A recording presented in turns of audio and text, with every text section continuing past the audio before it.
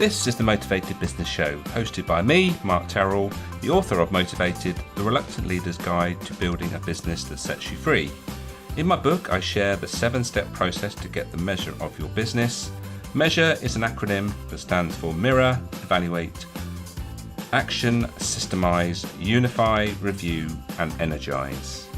On each episode, I'll be chatting to a business owner about how they stay motivated and how they've got the measure of their business. So without further ado, let's find out who's joining me on this episode.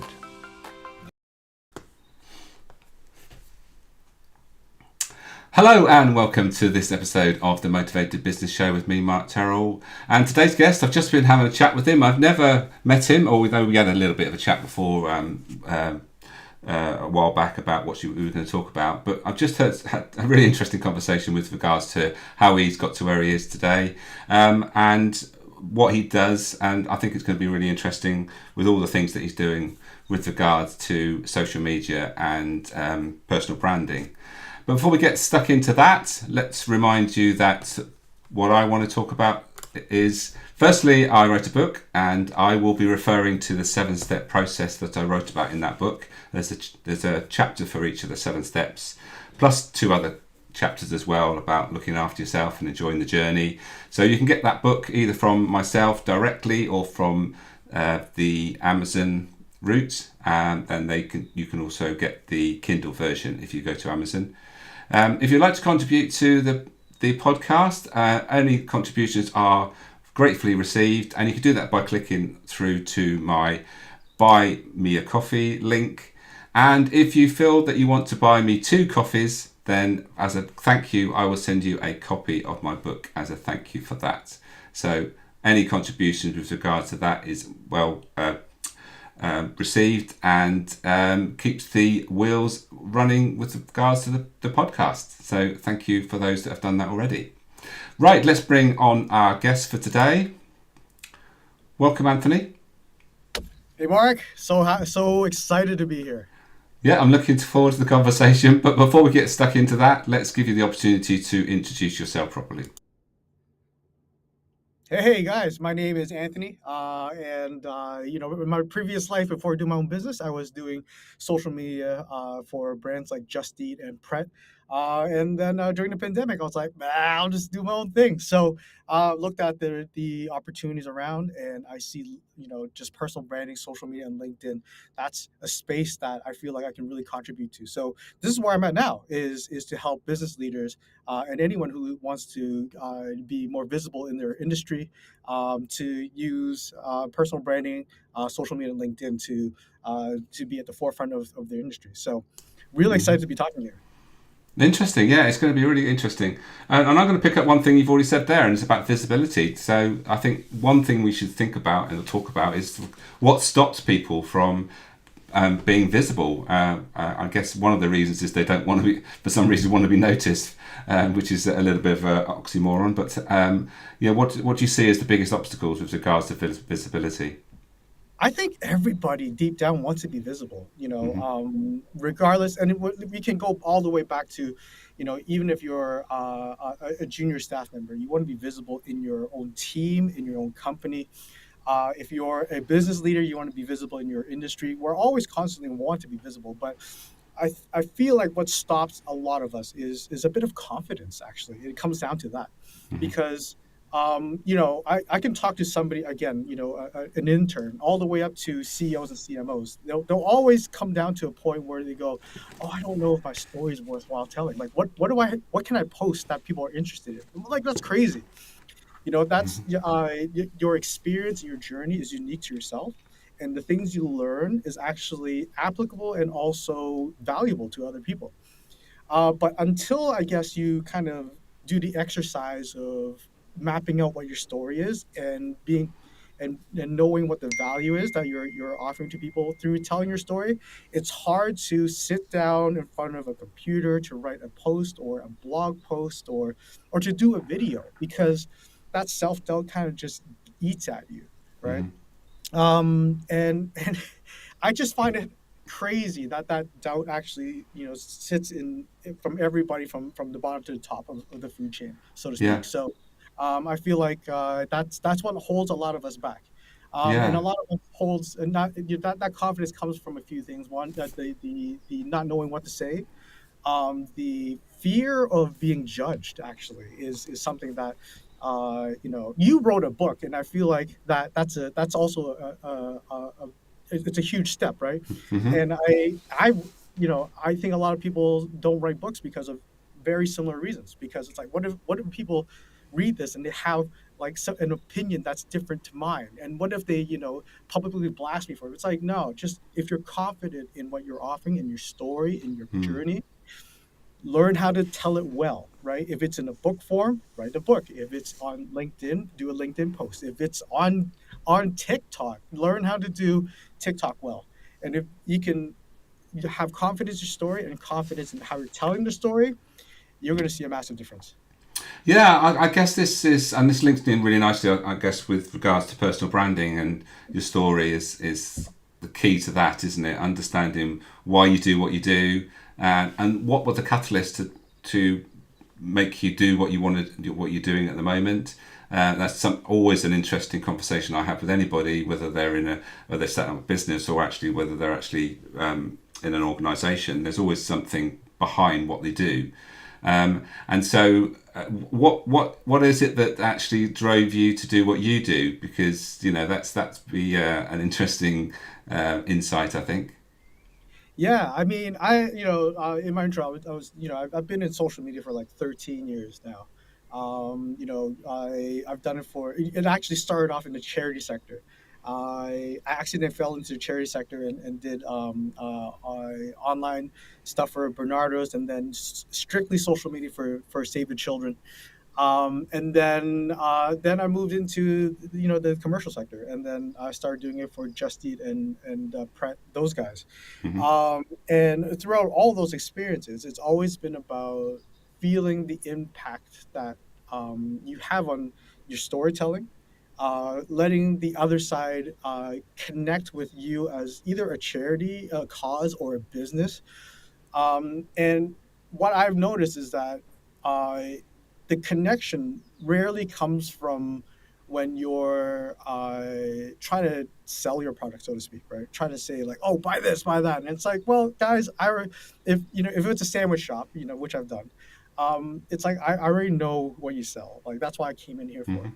But when you're building a brand and when you're storytelling, it's often the things, to your point, the drivers, the things that, what I call, like, it's like values are beyond the transactional relationship. That's what connects, right? Yeah. That's what people pay attention to. If all I posted was like, I'm going to help you do your LinkedIn post and I'm going to help you do, like, that's fine. But what people connect to with me is what we just talked about. It's like what the ways that I call it, not had to face my own fears, public speaking, posting my own thing. Um, I How I help people do that, how I help people kind of discover their values, Hmm. and I think that's and what drives me, right? And ultimately, what drives me is to I love it when my clients, like, I see their eyes open and they're like, whoa, we can do this. Like, whoa, they're actually, I'm posting things now and people are actually connecting with me in a way where it's meaningful. um, that's what drives me now, is seeing that, right? Mm. uh, and yeah, I think that's why I love the name of the show, the Motivated Business Show. It's like that's what I'm here for, is to find the people that and connect with the people that, like, let's all be motivated together. We want to help each other to get there. And so that's a major driver for me, is to see other people use a thing that they were previously afraid of, and now they're like, oh, cool, this is great. This is helping me, not just in my business but also in my personal development as well. So Right. Yeah. Absolutely. So you mentioned a few things we've talked about already with regards to people wanting to be noticed, and they want to be recognised. So when people post something on any social media, then the first thing they're looking for is some sort of recognition that someone's seen it. So there's various things. We know the algorithm will tell us how many impressions there's been, but also we all sort of hang on that sort of likes and shares and comments, doesn't it? So what's your how do you sort of manage that with your clients with regards to not making it all about that? Because if we hang on the likes and comments and all the other things that we want and we don't get them, then that could be quite demoralizing, can't it? Well, that comes from knowing your story and being confident with it. Because if you know your story and you're like, this is important to me to tell, right? Then the likes and the comments are a symptom. It's no longer a validation of your story. It's a validation of how you tell your story.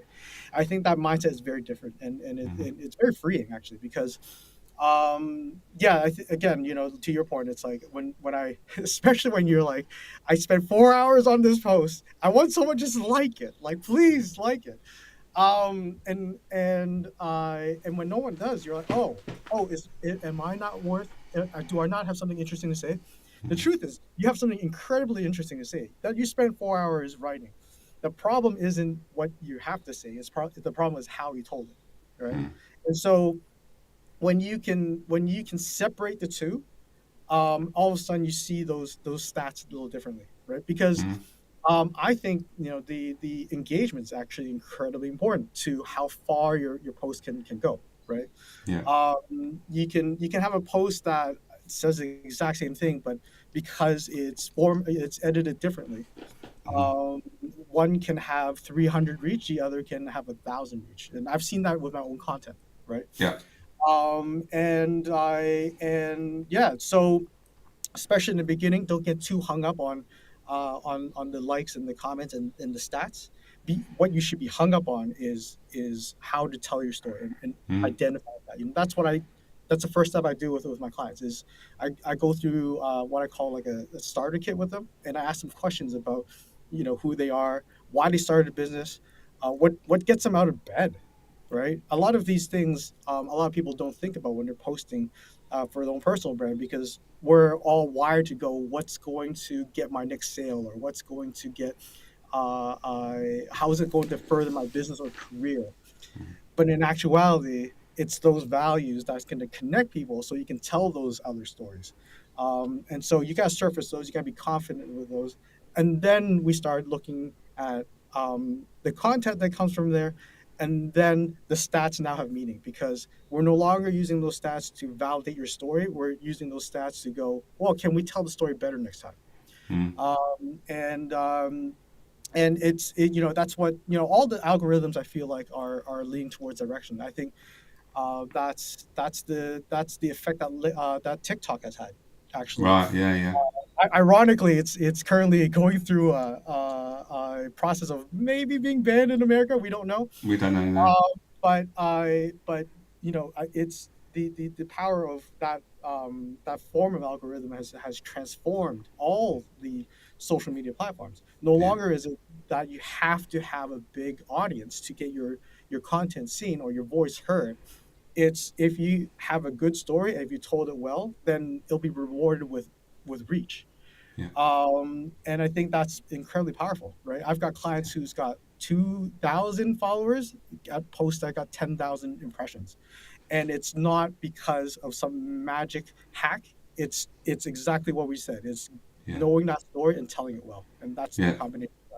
It's interesting, isn't it? You mentioned TikTok, but I think all the other social medias are learning from TikTok, being that there's short versions, isn't there? So a lot of people I've noticed are starting doing short clips, which then lead to the whole podcast or whatever. So it's like a almost sort of a lead in, isn't it? So this is a little snippet, and if you want the whole lot, then it's almost like people want to get a feel for what they're actually going to commit to them their half an hour or so, or whatever it is the podcast is going to be on for. Well, Um, that's exactly it, right? You brought up LinkedIn, and the average time spent on LinkedIn is like 7 minutes and 38 seconds, right? right. Okay. So, and that's just not on one post, or it's on all the posts, and so they need to be sold in a way that this thing that they just saw from Mark Terrell is Yeah. worthwhile watching or reading, right? Because if it's not, then I know I'm going to keep scrolling and something else will, right? And Yeah. so that's why your first two lines of your posts, That's why your first 2 seconds of your video, that's why your image is so important, because it's Yeah. like a book of a cover, right? It's like it's got to be able to, if someone who doesn't know me or know what I stand for, also can see that and go, that's worthwhile staying a little longer for, right? I want to Yeah. see what goes on there, right? So I did a post once, and I took a photograph of. I was at a bus stop, and I just took a photograph of the sign telling me when the bus was going to arrive. And then I did a post about I like using public transport because I know everyone on the bus will be on their own journey, going different places. But ultimately, we're on our own journey, and I can't remember exactly what I said after that. But that got a massive amount of engagement and impressions, just because it was just something that people could relate to, I suppose. And that's the important thing, is being relatable, isn't it? Because they want to know, well, what are you about? People don't really want to be preached to. Once they then connected to you, then they might go a bit deeper, and that's where long form content can then sort of back up short form content. I'm guessing. that's Yeah. exactly it. If you think about how we build relationships or buy anything, it's the trust and relationship that comes first, right? Just because someone's screaming like, "Oh, here's 9 steps to blah blah blah," doesn't mean that I'll be buying that thing. If it's someone that I trust and have a relationship with, that's telling me these 9 things, is different, right? And so that's why I feel like that kind of short form content does, is that it's builds that trust and relationship. So key to selling, so key to brand building, so key to marketing, so key to anyone's business. Yeah. And I think that sometimes gets lost when we're all looking at our personal branding and going, what can we do to get the most impressions or whatever. It's like the goal isn't impressions. The goal is trust. The goal is relationships. So that's a good segue into what the next thing I was going to ask you about, with regards to something I saw you post the other day, and that was about, you talked about thought leadership versus community leadership. Now, you were talking about the most important thing, or is to focus on the community leadership. So, do you want to give us a bit more information about what you see community leadership is all about?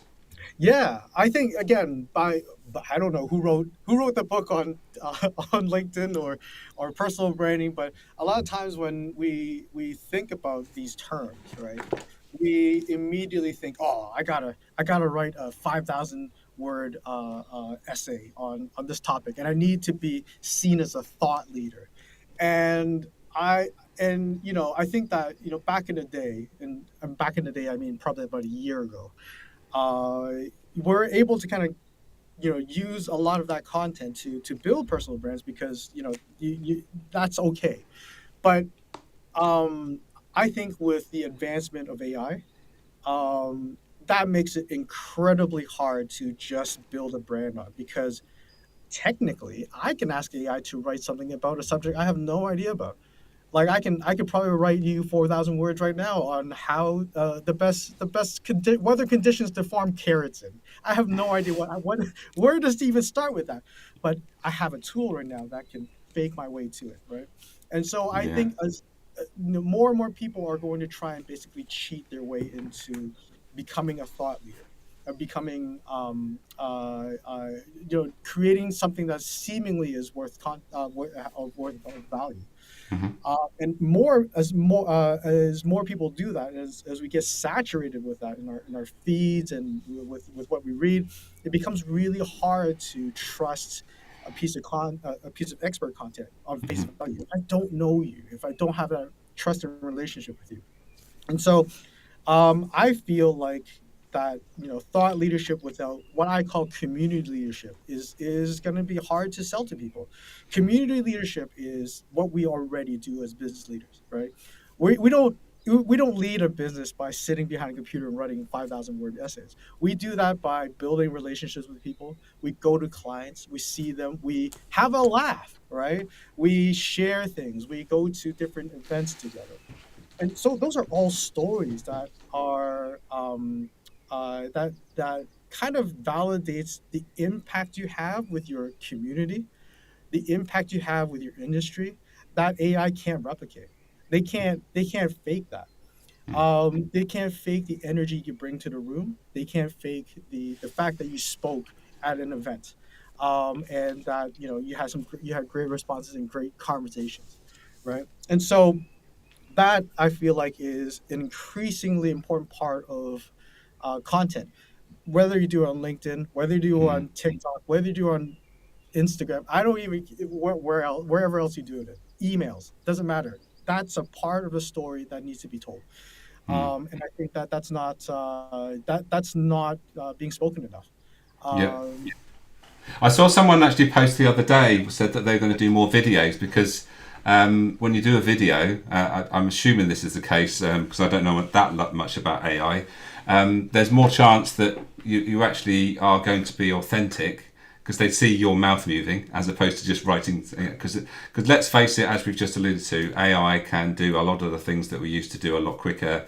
And so, if that's the case, then people are going to use it more and more, and there's going to be more and more stuff shared, and the posts are going to be more and more AI generated. So, when you go to what I think what you're saying is to really connect with your community, you have got to be authentic and get your message over authentically, so it's not seen as just something that anybody else can do.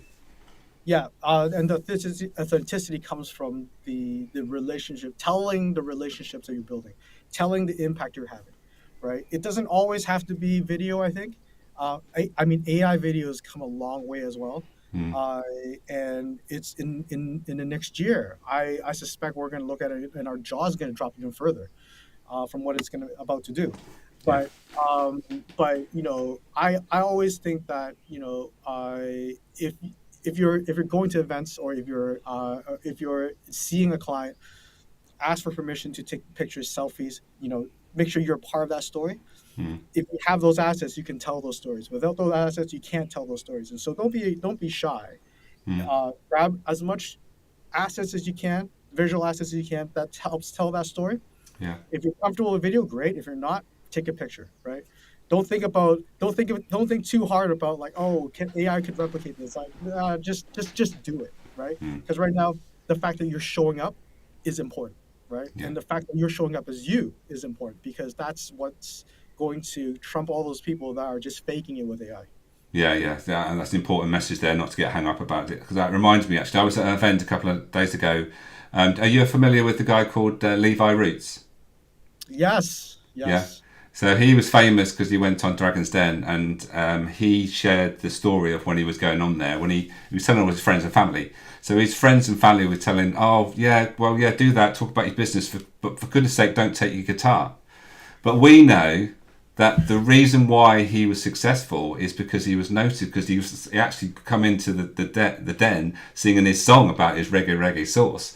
And who knows what might have happened if he didn't do that, but essentially that was the thing that really sparked everybody's interest, and I'm sure that had a lot to do with the investment he got from the two dragons. And he talked about the importance of the one thing that, well, there was lots of things he talked about, but the one key thing that I came away from his talk was be authentic and be yourself. Don't try to be anybody else apart from yourself. And I guess that's what you tell your clients, isn't it? Yeah, that's what we try to surface. It's like if that what a great illustration. I might have to steal that, Mark. But that's exactly it. It's like you see, and I think that's what happens when you fire up Instagram or TikTok or LinkedIn for the first time, and you're seeing all these people on TikTok. You're like, oh, they're all dancing or they're all cooking something.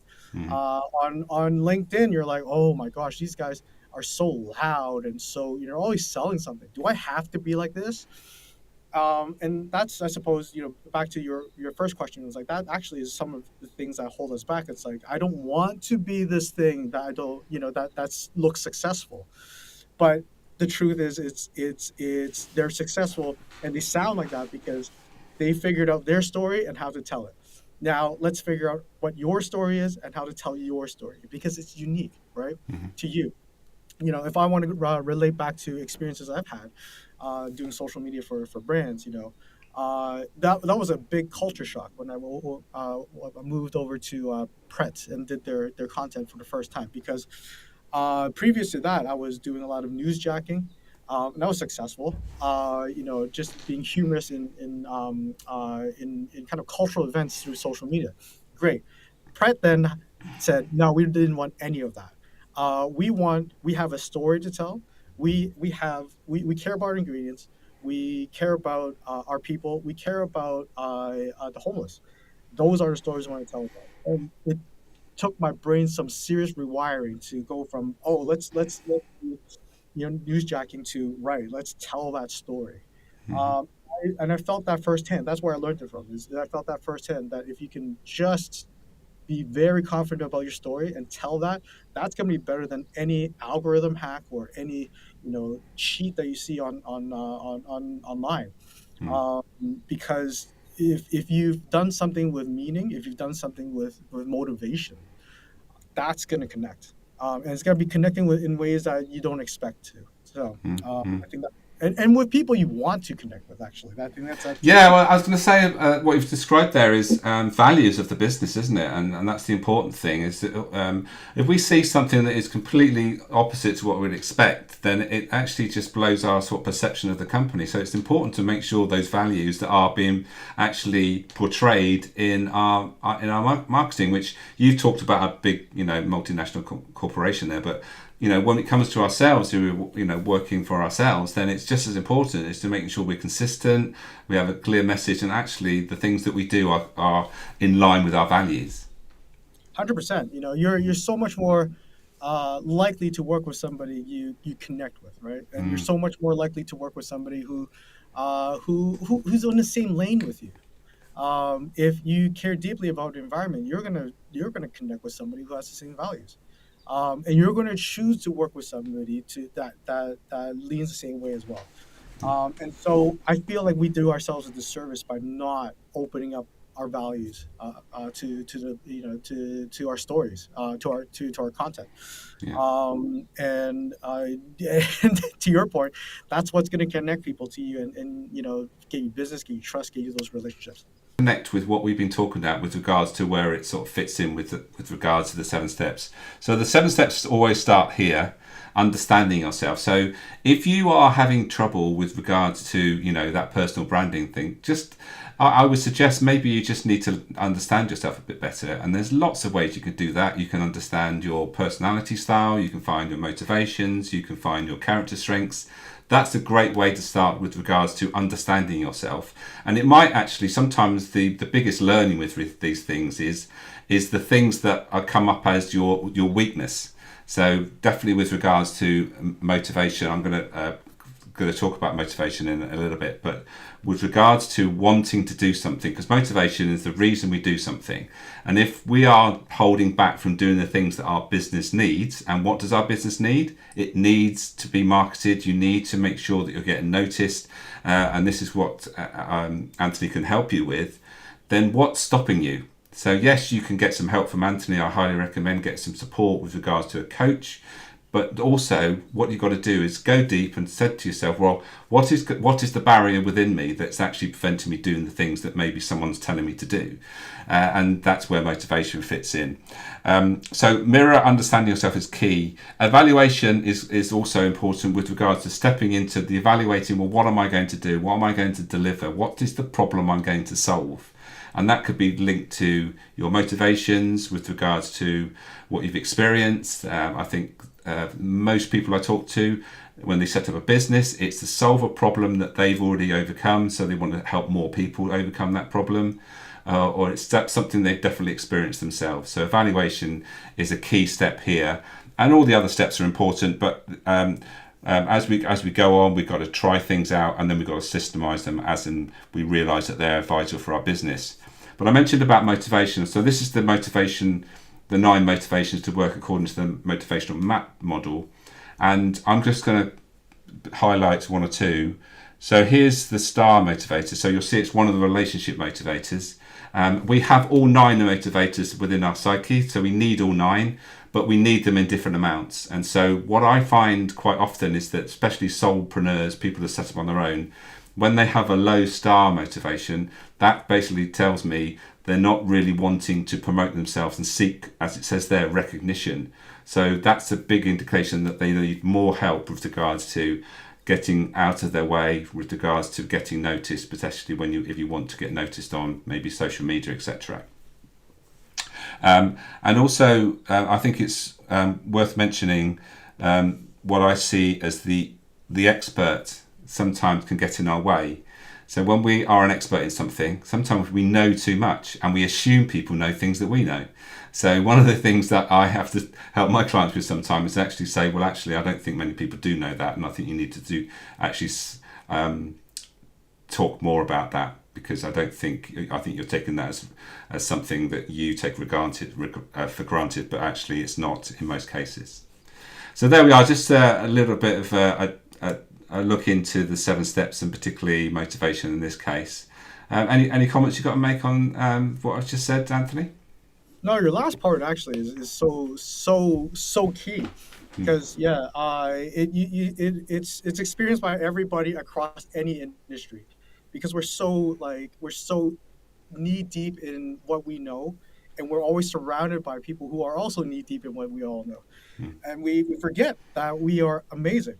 We forget that we what we have to offer is stupendous, and it's beyond what and somebody else needs that, and the key is to be able to be a good communicator of that, right? And that's when people start connecting you. So that last point, I throw all the stars at. So Thank you. Great. Well, unfortunately, the time has run out, Anthony. I'd just like to thank you for your time today. It's been really interesting talking to you. 30 minutes is never enough, but thank you for your time, and hopefully we can catch up again very soon. thanks for having me, Mark. So there we are. There's Anthony. He's got lots to offer, and he's got a lot of passion for what he does, as you can see. So if you're struggling with anything that we talked about, then have a word with Anthony and see how he can help you. Just before we go, then, just to remind you, my book, as I mentioned, the 7 steps process is in that book. And if you'd like to get a copy of that book, as I alluded to at the beginning of the show, if you buy me 2 copies, I will send you a copy, as a thank you for firstly contributing to the show, and also hopefully you'll get some value from understanding the 7-step process and how you can, as it says, create a business that sets you free. And essentially that's what it's all about. Right, so there we are. Thank you for those that joined us live, and if you catch us on replay, please don't hesitate to leave us any comments. If you've got any questions for myself or for Anthony, we're more than happy to answer them. Make sure we're tagged, and we'll make sure that we get back to you as soon as we can. But until the next episode, take care, and we will see you very soon on the next episode of the Motivated Business Show.